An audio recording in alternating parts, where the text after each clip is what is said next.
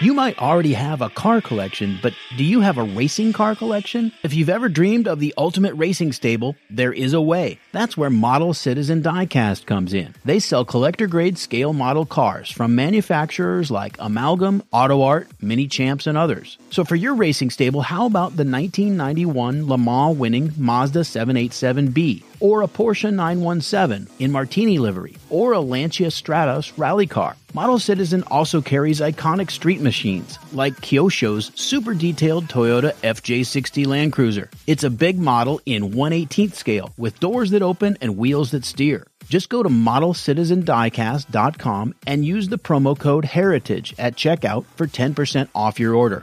Limitations apply.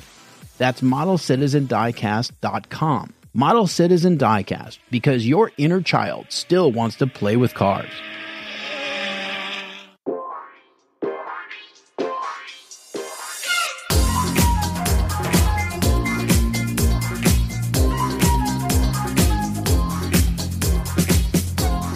Well, hello there, everybody. Welcome to Horsepower Heritage. I'm Maurice Merrick. And greetings to all of you listening from all points of the compass. Thanks for all your support of the podcast. And don't forget to subscribe if you haven't already, which, in case you didn't know, is absolutely free. Just click that little subscribe button, and I will charge you exactly $0.00. And if you enjoy the show, help me get the word out by sharing it with your friends. Okay, let's get into it. Today, my guest is Phil Toledano. Phil is an artist and a commercial photographer and an obsessive collector, whether it's cars or wristwatches. He's always got his eye on something interesting that most people overlook. For Phil, it's all about clean, striking design. He's developed pretty much a cult following on Instagram, and I suggest you follow his account too, which is @MrEnthusiast. But don't think that Phil takes himself or his cars too seriously. In fact, almost as a joke, he recently launched a new automotive clothing line called Viva Bastardo, of all things. And it was inspired by his love for a little bit of a hooligan attitude in his cars. And if that doesn't really make any sense to you right now, how that name ties into some of the coolest cars ever built, stick with me and I think it will become delightfully clear to you. We also talked about the amazing succession of cars he's owned, and what interests him from a design perspective, and even some of his shenanigans with Magnus Walker, and a bunch of other random stuff. This one is kind of freewheeling, and we were all over the place, but it was really fun, and Phil is hilarious, as you'll see. And by the way, just in case you normally listen to the show with your kids in the car, or whatever, I do need to warn you, there's a little bit of explicit language in this episode. It's nothing really shocking, but I felt like you should know before we get started. All right, so without further ado, I give you Phil Toledano right here on Horsepower Heritage. Let's hit it. Hey, ciao bastardi. I want to talk to you about your peculiarities, automotively speaking, right? So it sounds good. And just goof around, man. Let's goof around. So tell us about Mr. Toledano. What about the cars? Well, I mean, you clearly have a very distinct aesthetic, whether it's wristwatches, cars, spacesuits. You're as discerning a spacesuit collector as I've ever met. And you've met numerous, I'm sure. Oh. Who doesn't have a spacesuit at home, to be honest, man? TBH. I mean, it's funny. I guess I started in the 80s. My first car was a 1984 Mark I VW Rabbit. And I'd always been interested in cars, but not like psychotically. I just sort of loved design. I've always loved design of everything. And I remember I had it when I was in Morocco. I had cut out an ad. I put it on the wall. It was the only car ad I ever cut out. It was a 1984 Camaro Z1 or Z1, whatever, in red, and that was on my wall because that to me, holy shit, that just looked amazing to some guy growing up in England where everything was in the 80s. You know, England was just kind of all grey and beige and miserable. Yeah. So it was like misery porridge. I started off with that VW. The muffler fell off. and I really loved it. Then I was like, wow, okay, now this sounds really exciting. The way this, I don't know what's happened. This thing fell off the back, and now it sounds incredible. And then I sort of, I don't know, I've just been down a lot of automotive wormholes. I, started off with some Porsches, had a Volvo 1800. And then the first sort of really posh car I bought was the 72 or 71 Ferrari 246 Dino. It was a dark, just regular blue Serra. That makes me think of the Alfa Romeo Dutch blue. Yeah, exactly. Very close. I mean, and once I started, it was funny because I had made some money, and then when I bought the Dino, I suddenly realized, I have money now, and I can buy cars that I like. And it was weird, that realization that I could suddenly buy cars. Like I never really thought that I could really buy cars, and suddenly I was buying cars. I could do it somehow. Now, were you married at that point? No. Okay, so another bonus, right? That's right. Although, to be honest, my wife is amazing. She just doesn't, she just encourages me. She's never said, oh, that's a bad idea. She's always been super cool about that stuff, which is pretty amazing. Mine too. And I don't mean to take anything away from the women in our lives, but the simple fact that you suddenly have money in your pocket and you're unencumbered, whether it's a mortgage or a marriage for sure, man. No, you're absolutely right. I mean, it's like opening the door. You've always been, I was going to try and make a terrible metaphor, but it is. It's an unbounded feeling of freedom and it's kind of giddy lunacy, because suddenly, like, holy shit, I've got this amount of money. I can buy this thing, or I can buy that thing, I can buy this thing. And like you say, you have no mortgage. You don't have no one saying, hey, well, you simmer down. So I sort of fell down this rabbit hole of but I was going to very early on to like Cars and Coffee, and I was really disinterested in the reason that the thing that attracted me to the Dino was that I find, and I've thought about this a lot over the last 10 or 20 years, a lot of cars are kind of shrouded, they're obscured by mythology, like false mythology. And then so people don't see the car anymore, they just see the words that other people repeat about the car. So for instance, the Dino, I loved it because I never saw, no one ever in the like early 2000s, no one's really driving those cars around. You just didn't see them because people didn't like them. And when I got it, people were like, it's not really a real Ferrari. It's a 6-cylinder. The engine is mid-engine. It's got to be a 12 in the front. And to me, that was all glorious to hear, because then that sort of made me happier that I'd bought someone that other people weren't really interested in. I totally remember that period too. They were the ugly duckling, the redheaded stepchild, whatever cliche you want to put on it. But yeah, and all of a sudden, it was like a switch flipped, and suddenly they were, number one, Ferraris, number two, worthwhile, and number three, worth a hell of a lot of money. That's right. And and for my money, I think that the Dino is one of the most beautiful cars Ferrari ever built. But you're right. I mean, and I find it really interesting that people kind of repeat, it's almost like being in church or something. They just repeat these verses they've learned that have been passed down through the generations, these hymns, these prayers. It's not a 12, it's not a 12. It's not it should be a 12. And all this kind of stuff. And then suddenly, like you say, a switch happens and everyone's like, oh, it's an amazing car. It's beautifully balanced. It's so much fun to drive. It's all the rest of it. And I've sort of made a bit of not a career, but when I worked in advertising, I worked for this guy and he called me a pathological contrarian. And when he said it, I was like, holy shit, so true. Because when I look at something and I look at the way everyone's looking, and then I always instinctively look the other way. And that's not to say that I'm some kind of savant genius, but because I often end up in little weird pockets of strangeness that no one's interested in the thing I'm interested in. And of course you buy that stuff, and then when you're tired of it, it's impossible to sell it because it's totally weird and no one likes it. But I bought an Iso Grifo, which again, there was Giugiaro design, amazing piece of design. It was like, oh, what do you want? It's got a Corvette engine. Why would you bother with that? And I sort of had some 60s stuff. And then I went down to this dealer in Florida to look at the Tommaso Mangusta, which is so beautiful. And it was the worst it was such a piece of shit. It was like my head was pressed up against the windscreen. The driving position was so weird. And I drove it it was like driving a US postal truck, but worse. Wow. And it was such a disappointment. And I drove it for about 7 minutes. I got out. I was like, okay, this is really not for me. But the guy had a BMW M1 in the dealership. He had all sorts of interesting cars. He was a pretty interesting dealer. It was in Fort Lauderdale, I think. So I thought, I'd never been very interested in the M1 because it always sort of looked a little ungainly to me. And I don't know, like I was in the whole sort of 60s mindset, the curves, the swoops, all that stuff.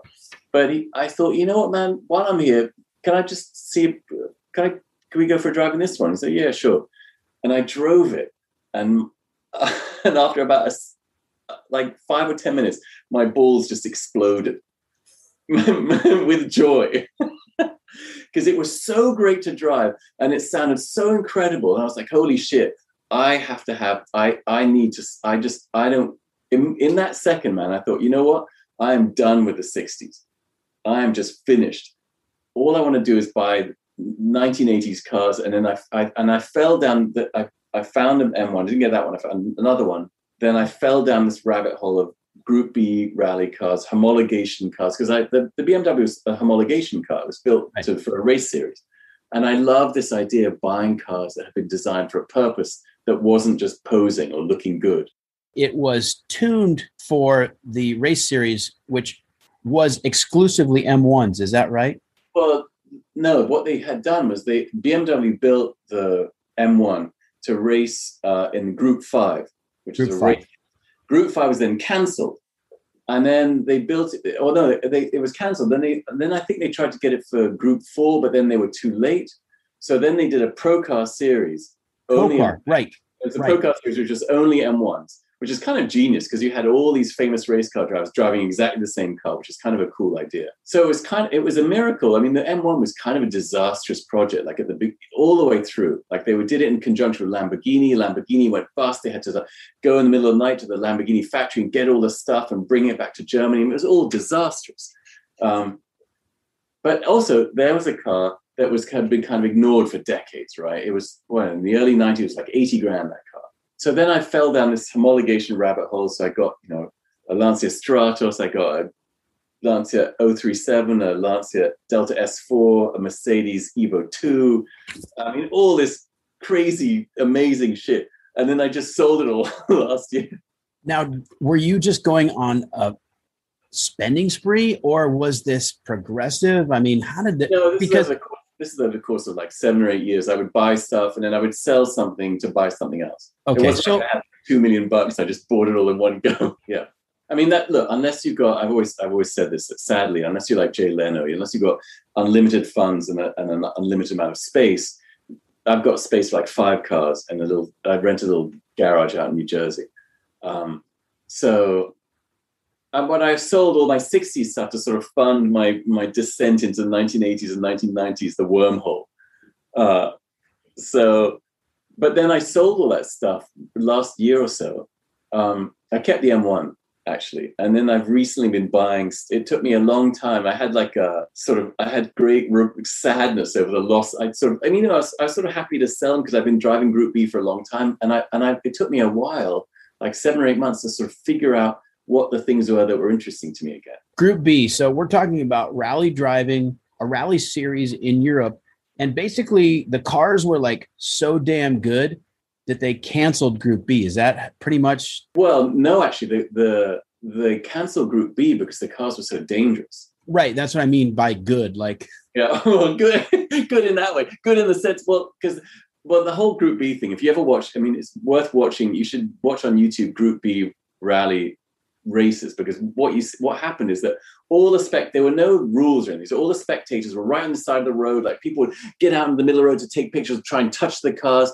So what was happening was the Lancia Delta S4 in Group B spec, in racing spec, was doing 0 to 60 in 2.3 seconds on gravel. Now that was faster. It was 800 horsepower. That was faster than Formula One at the time. It was, and I mean, my Delta S4 was 280 horsepower, and I thought, holy shit, like another 100 would freak me out on that car. So they were killing the Spectators, then the Delta S4 actually was sort of credited as the car that killed Group B, because Henry Toivonen, who was driving, I forget the name of his co-driver, they went off a cliff and they just incinerated themselves. So there was all these people died in a short space of time. So they said, okay, that's it. It's too dangerous. We're going to, because the manufacturers are just kind of getting crazier and crazier with the cars in terms of the horsepower, what they could do. Which this whole thing, I mean, if you want to talk about danger, think about all of the European road racing in the 1950s, for example, like the Mille Miglia, where no, but that's exactly right, man. But it's interesting you say that, because Group B was the last, in a peculiar way, it was the golden age of motorsport racing, in exactly the same way as it was in the 50s and 60s, when it was kind of a free-for-all, and there was no consideration really for safety. I mean, there was, they had roll cages and all the rest of it, but I think it's a very apt analogy. Yeah, I can see where you could consider that the last sort of golden age. Well, also there was kind of this frenzy, like every major manufacturer was just piling in. I mean, Porsche was the 959 was supposed to be Group B. The Ferrari 288 was supposed to be a Group B car. The Jaguar XJ220 was originally supposed to be a Group B car. Like Ford was, everyone was just piling money in because they wanted to get in on it, because it was just the thing. It was so exciting, and it was incredible at the time. I bought all those cars because I just it was so romantic to me, that proximity to that. Am I not correct in thinking the Lancia Stratos was developed just prior to Group B, or maybe Yeah, that was Stratos. Well, for Lancia, they had the Fulvia Fanalone, which actually I own in Group 4. Then the Stratos was Group 4. Then the 037 was Group B. Delta S4 was Group B. You said you had an HF Fanalone, right? Yeah. So that car, we're talking about a V4. All the Lancia engines were four-cylinder. They were all some version of the Lampredi engine, like the 037, the S4, and even the Delta Integrale, which I have now, all four-cylinder engine. Yeah, but the Delta Integrale, it's an inline four, right? You're talking the mechanical village idiot, man. Oh, the Fanalone has a really weird canted over. You're right. It has a weird canted V4. You're right. You're right. Which is the cool, esoteric, just like bizarro thing about those Lancias, because who builds a V4? I mean, and yet they did it, and they did it with tremendous success. Well, Lancia was always incredibly, I mean, they were the kind of the engineers' car. They overbuilt and over-engineered everything. I mean, when you look at Lancias, and I've owned a bunch of other ones, but the engineering's always beautifully done in a way that was not so good in other top brands at the time. Yeah, and unfortunately, those companies don't survive sometimes. In the case of Lancia, they got absorbed by, I think, Fiat Group. Yeah. Well, Lancia was, I mean, they were building cars. It was so expensive. The way they were building cars was so expensive because the engineering was so incredible, and the way they just built them was extraordinary. So they couldn't make money on the cars. Yeah, that's the thing. How do you continue to compete in a world market like that?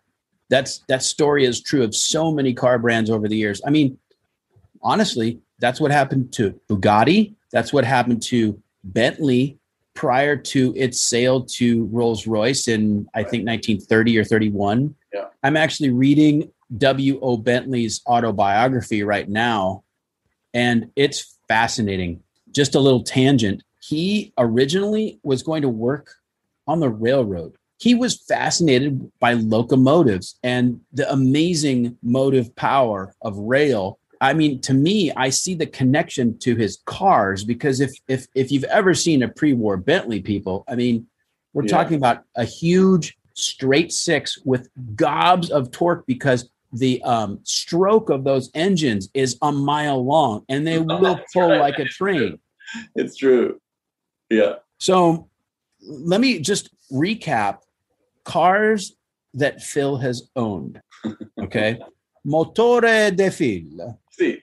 Ferrari Dino. Lancia Delta Integrale. Lancia Fulvia HF Fanalone. Lancia Stratos. BMW M1. Maserati Shamal. Talk about that. Dude, I have... You left out like 5 cars.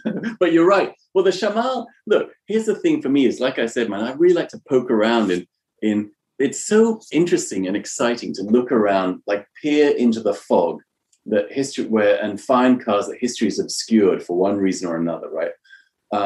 So Maserati in the 80s, kind of a disaster. Like everyone talks about, biturbo, terrible, terrible car. But the Shamal was different. So the Shamal so first of all, designed by Gandini, right? Countach. What is it that speaks to you about these designs? Take your time. I've never really thought about it, man. I mean, I'm a collector, whether it's cars or watches or anything really, and I just purely respond to aesthetics. I've never been very interested in the mechanical aspect of anything. I don't really know much about like the mechanics of cars. I found it's all kind of like dark arts to me. I've never wrenched anything. It's just the idea. I mean, like checking the tire pressure for me is a staggering feat of mechanical genius. So I guess I don't know, man. I just love the futurism of it all. I love the boldness of it. I mean, well, there is a certain optimism in all of those designs, right? Well, I think that the 70s in particular, I mean, look at Gandini and Giugiaro, the stuff they were doing, it almost felt like they just reinvented a whole new language that then echoed on throughout the last 30 years. I mean, those two guys were responsible for sort of reinventing car design. The 70s was an incredibly audacious time for design, whether it's furniture, cars, watches, houses, architecture, all of it was extraordinarily audacious. And if you look up to the 60s, everything was sort of bubbly and roundish and all the rest of it. And then all of a sudden, the 70s, these two guys kind of just created the wedge between the two of them and folded paper design or whatever you want. I mean, there's all sorts of names for it now. And they were the future. And they were like in their 20s. I mean, they were like, 22? And they were just churning out masterpiece after I mean, how incredible must it have been to be at Pininfarina or Bertone, any of those places in 1972 or 3, man. I mean, it just seemed like they could do anything. I mean, look at all the concept cars, the Caribou, all that stuff, all the concept cars are unbelievable. The Strato Zero, and they're so radical. They are radical. They're highly optimistic. And by the way, the rest of the car world was in the doldrums, if you ask me. I mean, especially in the United States, but the British were unfortunately like they were hamstrung by all these labor disputes in their car industry, and nobody was making any money, and factory workers were unhappy, and the cars were coming out just like poorly built, and design was at its low ebb. And the Germans were BMW actually was a little bit more audacious. I mean, they had done the 3.0 CSL, which is really beautiful. They did the Batmobile, which is kind of crazy. And then they went with the M1. So they had this sort of burst of lunacy over there. So, I mean, someone was drinking mushroom tea over there in Munich or wherever it is, at BMW headquarters. But you're right. I mean, but the Italians, man, it was just, God, I mean, what a time to be in car design in Italy. Yeah, for sure. I love it. And I picture, it's funny how you talked about how prolific they were at a young age. I picture either Giugiaro or Gandini, like in the design studio, unshaven. They haven't showered in days. They're like Michelangelo, right? Well, I wonder if there's like how they say that like physicists or mathematicians, like they only have like 5 or 10 years, like in their 20s, that's when they peak. And I feel like those two guys they just designed everything, and then they just sort of coasted on all that. They ate out on those designs for the next 30 years. I mean, they're all just sort of variations of those things. I mean, look at the Delta Integrale. Giugiaro designed that in the late 70s, and then he evolved it for 12 years. Gandini's in the design studio. He's got body odor. He hasn't showered. He's maybe eaten. He's maybe had some coffee in the last 48 hours and nothing else. But he else. doesn't care, man. He doesn't care because he's just churning out genius, and he knows whatever he draws is going to get greenlit. That's right. Board at Ford, hemming and hawing, and I don't know, son. They're just like, hey, fantastico, Gandini, ciao, and all that kind of stuff, and they're just sending it all out there. The Shamal is the Baron of box flares. I mean, that car has box flares to end all box flares. It's amazing. So it's got the Gandini, the trademark Gandini wheel slash, the wheel arch slash that we had started on the Countach, I think. And then it's just sort of massive box flared, wasp waisted, V8, twin turbo, 340 horsepower, I think. It was the very last car of the 1980s. It was released, I think, December 16, 1989. It just has kind of and they only made 270 of them. So it's this super rare beast, but it sort of disappeared into the fog of history. Actually, oddly enough, De Tomaso owned Maserati at the time. And this was like their Hail Mary to try and save the brand. Maserati was sinking, and they were like, okay, let's just make something amazing and hope maybe this will save us, but it didn't save anything. So I just think the design's super cool. It's got a lot of power. It's a very small car. I mean, I don't know what it's going to be like when it arrives. If it's going to be, do you ever watch Harry's Garage? Those videos on Harry? Yes, I love it. Yeah. So I watched. He reviewed one, and that was the kind of nail in the coffin for me. I was like, okay, that's because Harry likes it, then it's good enough for me. Yeah, totally. And you alluded to something, that the small batch production. That's kind of a thread of your collecting life, right? That's a very astute point, sir.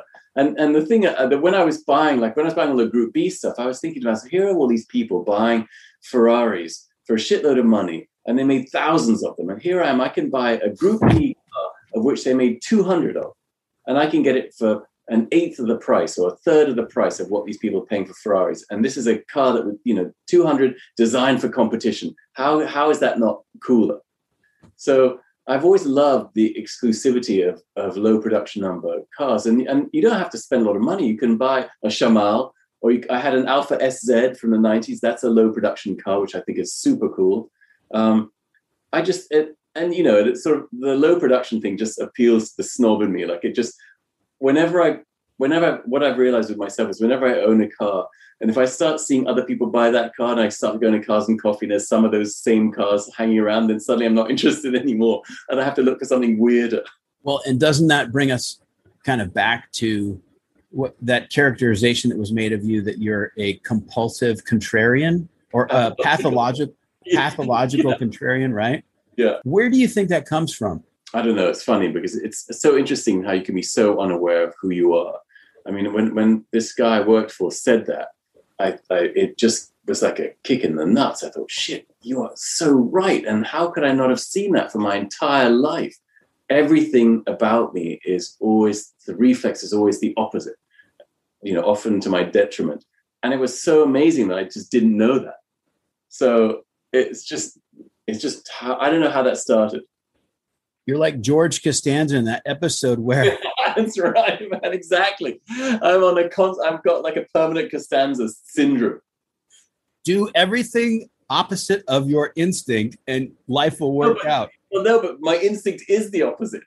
Right. That's the funny thing. Yeah, like it's not that I'm conscious. It's not like I'm not even thinking about it. It's not like I see everyone buying like a Ferrari F40. I go, okay, what's the opposite of a Ferrari F40? It's just it just happens.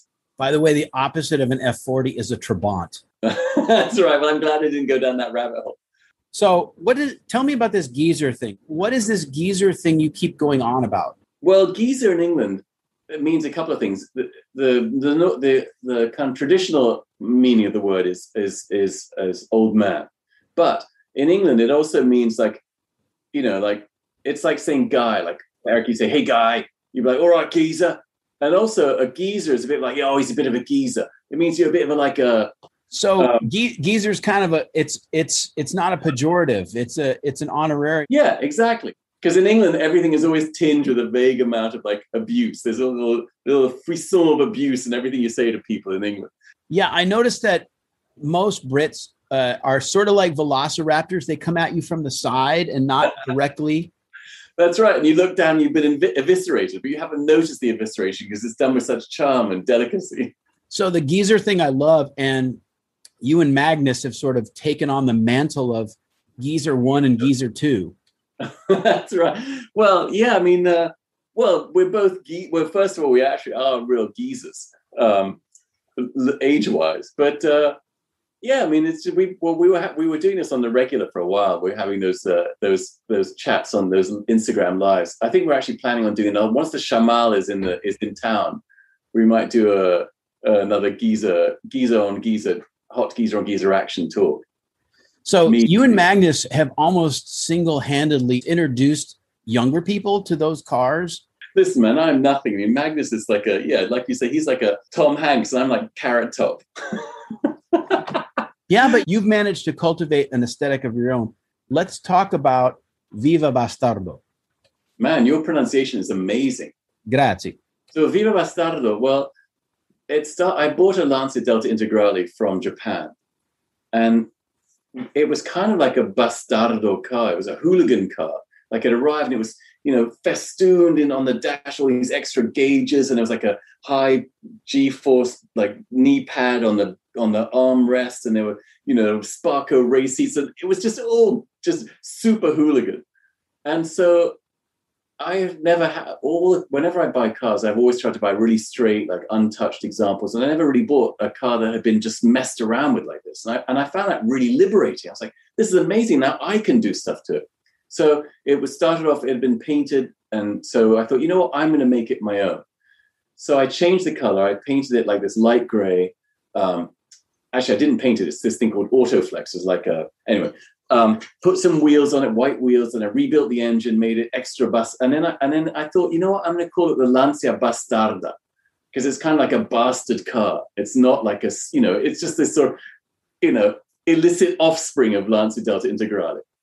And I got the on the back of the car, it says Integrale, the name of the car. And I had another plate made that said Bastarda in the same typeface. And I put it on the back of the car, and it really went kind of super viral on Instagram. Like everyone was posting, and I think it just because people hadn't really seen, when you have traditionally, no one really does a modern color change on an old car because it's valuable. You don't want to destroy the value because it's been repainting upsets them or takes away the value, all that stuff. But so it went super viral, and I was friends, and Magnus and I were talking, and Magnus did all these videos, and he called me up and he said, "Listen, man, what if I did like a video what do you think about me doing a video in the Integrale?" I said, "That's a genius idea. Of course you should do that, because how many videos could people watch of you driving around the Porsche at night? Like, you got to change it up a bit." So he did a video in the Integrale, and then it became like, I guess, sort of pretty famous. But before that, when I saw that Lancia Bastarda had gone viral, I thought, I'm going to make some Lancia Bastarda keychains. And I made these just for love. I don't know. I just have these stupid ideas, and sometimes it's just crickets, and sometimes they work. So I made the keychains, and they sold out in like a week. And I thought, shit, that's interesting. And the other thing was, simultaneously, I was doing these Instagram lives just on my own. And when I get onto the Instagram live, I'd say, "Ciao, bastardi." I'd just call everyone bastardi or bastardo, right? Just because I don't know, like it just seemed funny to me. And I realized that was a brand, like Bastardo was a brand. But more than that, it was a reflection of who I was. Because Bastardo is, for me, the idea of contrarianism. It's the idea of taking the norm and twisting it, not accepting the way things are, but trying to look at them differently, not saying I'm going to do it this way, saying I'm going to do it that way. That's the Bastardo life, right? That's me, but sounding much better. Bastardo is much better than pathological contrarian. Yeah, it rolls off the tongue a little bit better. Just a bit. So I got in touch with this friend of mine, Alex Aranovich, who's actually in San Diego, as a genius designer. And we came up with some stuff, and then I made some clothes and some sweatshirts and stuff like that. And I launched it the day after my birthday in December. And I just assumed that I was just going to be giving all this stuff to like in-laws and friends for the next 10 years. Because I thought I'll sell maybe 10 sweatshirts and then that's it. And it all sold in like 3 days. It's funny that you say that this kind of encapsulates the whole pathological contrarian thing, and it has a much nicer ring, but it also encapsulates what you said about British, like we were talking about how compliments are also wrapped in playful insults. That's exactly right, man. You're exactly right. Yeah. So it is that. It is like when I call someone bastardo, that's a sign of affection. But it's a very English thing that you sort of insult people. I always say this to people when they sort of complain that I'm mocking them. I say, listen, if I'm not making fun of you, if an English person isn't making fun of you, it means they don't like you. I mean, some people just can't take it, right? Sure. They don't know what to do with that. No, it's so true. I mean, when I go to California, I realize I have to turn it down a couple of notches. 100%. By the way, California has this reputation for being this laid back place where everybody's just, having a good time and relaxed. And it's 100% not relaxed, and it is not laid back. Californians are wound so tight. Like, you could probably power a Tesla if your battery died. Just throw a couple Californians in there and wire them up, and you've got 400-mile range right there. Right there, instantly. Absolutely. One other thing about the Bastardo thing that's been incredibly gratifying is that it's become kind of like, how people talk about like a Porsche outlaw. So what's really cool is that I feel like people are now using Bastardo as a new version of outlaw. Like people, I get emails or messages all the time on Instagram, like, oh, this is a Bastardo car. And I love that because it means that people are really understanding what that means, that it's the nature, the etymology of that word. No, that's super cool. Having come up with that idea to see it kind of spread and disseminate, like verbal colonization, but less offensive, less invasive. Less imperialist. Less imperialist, that's right, less imperialist. This is part of your brilliance, dude. This is the whole pathological contrarian thing is working. Well, thanks, man. It is kind of surprising. It's just funny. Like, you start off an Instagram page because you just want to talk about stuff you like, and then next thing you know, like, you find out that people like the stuff you like, and they kind of respect it, and that's massively shocking because does anyone really assume that anyone else likes what they like? No, it's funny that way. But I think, there are some people out there who are just trying to please the masses, which right. Clearly works because look at the success of professional wrestling. But for those of us who are maybe a little more quirky or esoteric, it's always like kind of delightful when people respond, right? Yeah, that's right, man. I can't. Well, look, case in point, when I posted stuff about the Shamal, people just went nuts over that thing. It was just so cool to it's sort of like discovering some fossil and holding it up and people going, oh, I like that. It was amazing to me, actually, how few people had heard of it. But then that makes me just realize how kind of into the weeds I am. You're totally into the weeds. Yeah. Can we just touch on the spacesuits? Tell me what's with the spacesuits? Well, it's just one. It's not like I have multiple suits hanging around. So when I was a kid, I was a massive science fiction nerd.